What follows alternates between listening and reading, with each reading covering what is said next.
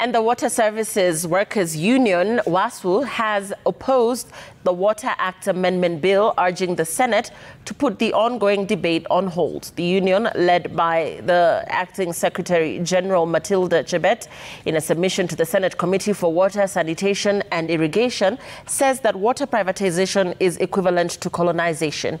Here's our reporter Jasmine Wambui with this and other stories making headlines in the business world.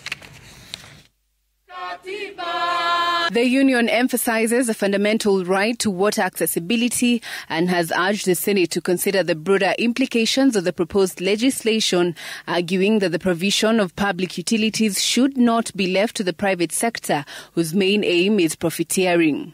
The biggest problem in Kenya, if we don't address the issue of lack of water, then that bill is wrong for us.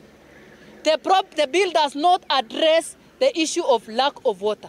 The only problem is that you have allowed one stakeholder who has interest to draft the law.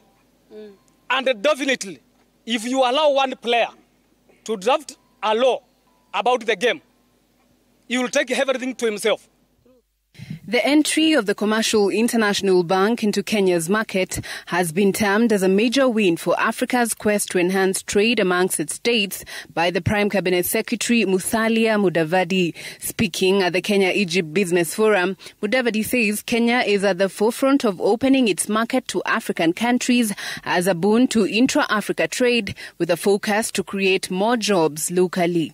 Kenya is committed to encouraging and facilitating Egyptian companies to do business in our country, resulting in the steady growth in trade and investment between our two countries.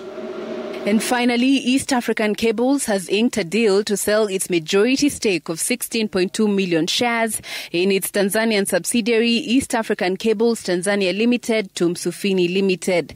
The completion of this transaction hinges on approval from the Capital Markets Authority of Kenya, validation from other pertinent financial regulatory authorities, and the nod from shareholders. This move aims to significantly slash East African Cables' debt by extinguishing EAC Tanzania's debt. Jasmine Wambui, Citizen TV.